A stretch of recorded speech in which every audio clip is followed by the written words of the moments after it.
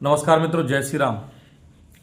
आज अगर मैं बात करता हूं भगवत गीता की, तो इसमें क्या हुआ है कि कर्म को कम से कम कई प्रकारों में, परंतु व्यक्तिगत 3 प्रकारों में बांटा गया है।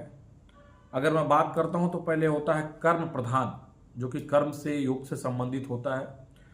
दूसरा होता है भक्ति और मिश्रित योग, देखिए यह भी कर्म योग की कैटेगरी में आता है। और तीसरा होता है भक्ति प्रधान कर्म योग, इसमें लगातार लोग भक्ति करते हैं। परंतु भगवत गीता में कहीं कहीं पर भगवान ने केवल फल की त्याग की बात करने के लिए कहा हुआ है कि जितने भी कर्म होते हैं उसमें कहीं ना कहीं फल को भूल जाओ आप, कि आप कर्म करिए, फल को भूल जाइए, क्या आने वाला है क्या नहीं आने वाला है। कर्म कीजिए, फल की चिंता छोड़ दीजिए। ऐसे कर्म को 3 हिस्सों में बांट दिया गया है। पहला हो गया कर्म प्रधान, दूसरा हो गया भक्ति मिश्रित प्रधान, और तीसरा होता है भक्ति प्रधान, जो कि सभी कर्म योग में आते हैं। अब अगर मैं बात करता हूं ऐसे कौन कौन से कर्म हैं जो लोगों को नहीं करना चाहिए। देखिए पहला आता है निषिद्ध कर्मों का सर्वदा त्याग कर देना चाहिए। ऐसे कौन से कर्म हैं, पहली श्रेणी के ऐसे कौन से कर्म हैं जिनको मनुष्य को त्याग कर देना चाहिए। पहला होता है चोरी। चोरी करना भी नहीं चाहिए और चोरी का भाव भी मन में नहीं आना चाहिए, क्योंकि देखिए मनुष्य को भगवान ने हर एक चीज एक ही जैसे दिया है, चाहे वो दिमाग हो, चाहे सोचने की शक्ति हो, चाहे वो कुछ भी हो। हर एक मनुष्य को भगवान ने अपने रूप से अवतरित किया है, और वह उसके सफल व्यक्ति के पास जितने चीज भगवान ने दिया हुआ उतने ही चीज हम सभी के पास दिया है।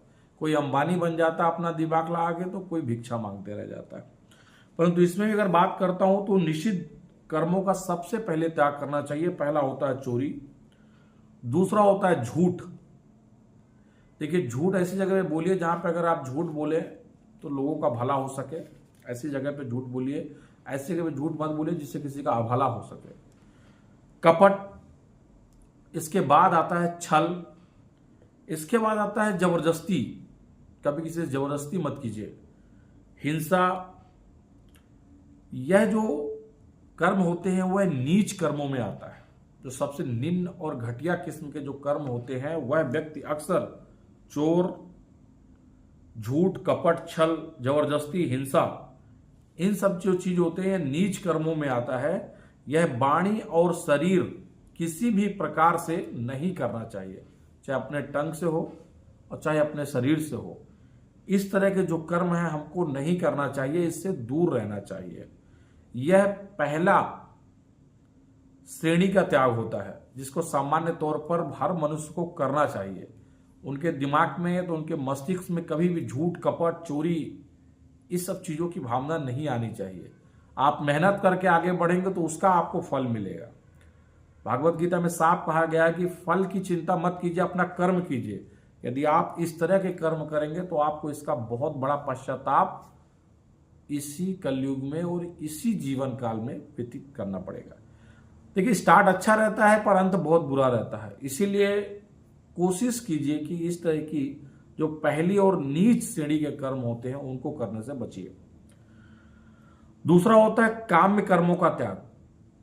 अब ये काम में क्या होता है, इसमें क्या होता है, स्त्री, पुरुष और धन आदि जो प्रिय वस्तु होती है ना, और रोग, इनसे आप इनके उद्देश्यों के लिए जो की जाने वाली व्यथा होती है, जैसे कोई यज्ञ करता है, कोई दान करता है, कोई तप करता है, कोई उपासना करता है, और आदि सकाम कर्मों को अपने स्वार्थ के लिए नहीं करना चाहिए।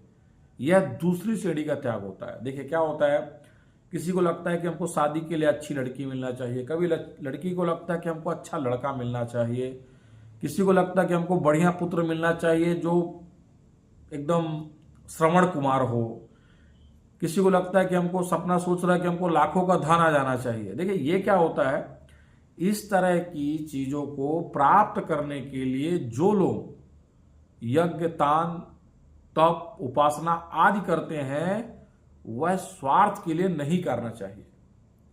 आप कर्म कीजिए, स्वार्थ मत रखिए। क्या होता है, अगर आप मंदिर में भी जा रहे हैं, अगर 21 रुपए का प्रसाद चढ़ा रहे हैं तो भगवान से इतनी सारी चीजें मांग देते हैं ना, भगवान भी टेंशन में आ जाते हैं कि भाई इनको क्या दें और क्या ना दें।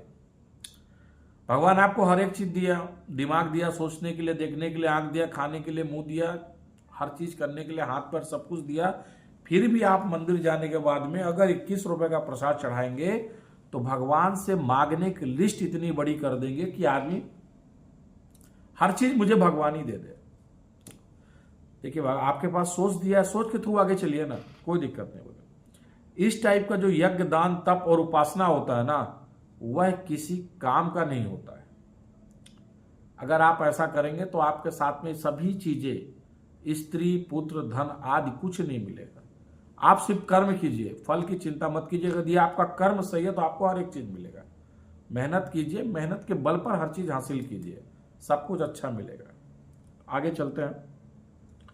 जो तीसरा टाइप का होता है ना, वो होता है तृष्णा का सर्वदा त्याग कर देना चाहिए। क्या होता है, मान, बड़ाई, प्रतिष्ठा एवं स्त्री, पुत्र और धन आदि जो कुछ भी अनित्य पदार्थ प्राप्त के अनुसार जो प्राप्त हुए हों, उनको बढ़ने की इच्छा भगवत प्राप्ति के लिए बाधक है, यह समझकर उसको त्याग कर देना चाहिए। यह तीसरी श्रेणी का त्याग होता है। त्याग भी देखिए, श्रेणी जो श्रेणी चल रहा है, तीसरी श्रेणी में क्या हो जाएगा, अपनी मान, प्रतिष्ठा, स्त्री, पुत्र, धन आदि सब चीज यदि आप ध्यान से अलग करेंगे तब आप भगवत प्राप्ति की ओर जाएंगे। इसको ऐसा समझकर आप इससे बाहर हो जाइए। चौथा होता है स्वार्थ के लिए दूसरों की सेवा करने का त्याग। देखिए क्या होता है, कुछ लोग क्या होते हैं कि स्वार्थ की भावना से लोगों की सेवा करते हैं। देखिए स्वार्थ किस चीज में छुपा है, यहां पे क्या होता है, किसी का भी अगर आप सेवा भाव करते हैं, कोई रास्ते में जा रहे हैं तो किसी को आप भोजन खिला रहे हैं तो उसमें आपका स्वार्थ नहीं झलकना चाहिए। अगर आप स्वार्थ के माध्यम से किसी दूसरे का यदि आप सेवा कर रहे हैं तो वह सेवा आपके किसी भी चीज में नहीं जुड़ेगा। वह चौथी श्रेणी का त्याग होता है। यदि आप निस्वार्थ भाव से सेवा कीजिए, आपका कोई भाव नहीं है, ऐसा नहीं कि आप भंडारा कराइए और बोलिए भगवान मैंने 400 लोगों को खाना खिला दिया, आप मुझे अरबपति बना दीजिए, ऐसा क्यों? नहीं। इस चीजों में क्या होता है कि आप अगर निस्वार्थ भाव से लोगों की सेवा करेंगे तो उसका फल बहुत ही अच्छा मिलेगा आपको। आप किसी चीज में देख लीजिए ना, क्या होता है, बच्चे अक्सर दूसरों की बुकें लेके उतार लिया करते हैं, वो कौन सा भाव हो जाता है? देखिए इसमें क्या होता है, कुल मिलाकर यदि आप अपना स्वार्थ कहीं पर भी ना जोड़ें तभी आपको अच्छी चीजें मिल सकती हैं। इसीलिए इस भाव का भी आपको त्याग कर देना चाहिए। बगैर स्वार्थ का किसी की मदद कीजिए, आपको जरूर कुछ ना कुछ मिलेगा। सुबह चिड़िया को दाना डाल दिए, बोले भगवान चिड़िया का पेट भर गया तो हमको कुछ ना कुछ दे दीजिए, ऐसा स्वार्थ का भाव नहीं आना चाहिए। आप कर्म कीजिए, फल अपने आप आपको मिलेगा, अच्छा फल भी मिलेगा भैया, ऐसा नहीं खराब फल मिलेगा, अच्छा फल भी मिलेगा। पांचवें अगर मैं बात करता हूं तो संपूर्ण कर्तव्य कर्मों में आलस और फल की इच्छा सर्वदा के लिए त्याग कर देना चाहिए। पांचवी श्रेणी का त्याग बता रहा हूं आपको कि संपूर्ण कर्तव्य में कर्मों में आलस और फल की जो इच्छा होती है उसको सर्वदा के लिए त्याग कर देना चाहिए। देखिए क्या होता है, ईश्वर की भक्ति, देवताओं का पूजन, माता पिता इत्यादि गुरुजनों की सेवा, यज्ञ दान तप, वर्ण आश्रम के अनुसार आजीविका एवं शरीर संबंधी खान पान आदि जितने भी टाइप के कर्म होते हैं ना, उन सब में आलस और सब प्रकार की कामना को त्याग कर देना चाहिए। यह पांचवी श्रेणी का त्याग होता है। आज की डेट में क्या होता है, लोग हर चीज में आलस करते हैं। कभी कभी उनका मन करता है तो सुबह 9 बजे भी भगवान को नहला देते हैं सेवा भाव में, और कभी 4 बजे भी नहला देते हैं। सोचिए मनुष्य अगर सुबह ठंड में नहाता है तो ठंड हो जाएगी, 4 बजे फिर उनको नहला दीजिए, ऐसा नहीं।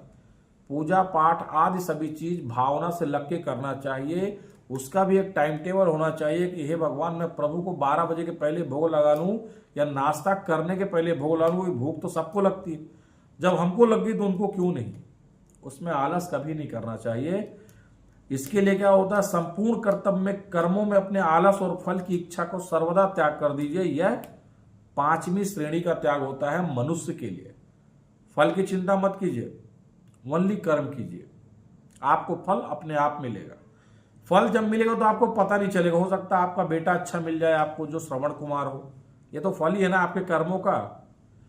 अगर आप स्वार्थ और इस सभी चीज की भावना रखेंगे तो हो सकता है आपका बेटा चंडाल मिल जाए आपको, जो कुछ समय बाद आपका मर्डर कर दे पैसे के लिए। ये कर्मों का फल है, इसी जन्म में भोगना पड़ता है।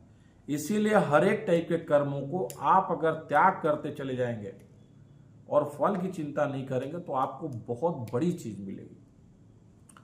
6वां होता है संसार के संपूर्ण पदार्थों में और कर्मों में ममता और आसक्ति का भी सर्वदा त्याग कर देना चाहिए। एक समय होता है, हर एक त्याग का एक समय होता है। एक बचपन में आदमी को खेलना चाहिए, इसके बाद कमाई के टाइम पे कमाई करना चाहिए, इसके बाद घर बनाने के टाइम पे घर बनाना चाहिए। जैसे जैसे उम्र आगे बढ़ती है वैसे वैसे आपको कुछ न कुछ चीजों का त्याग करना पड़ेगा। अगर मैं 6वें नंबर त्याग की बात करता हूं तो संसार के संपूर्ण पदार्थों में, कर्मों में ममता और आसक्ति का सर्वदा त्याग कर देना चाहिए।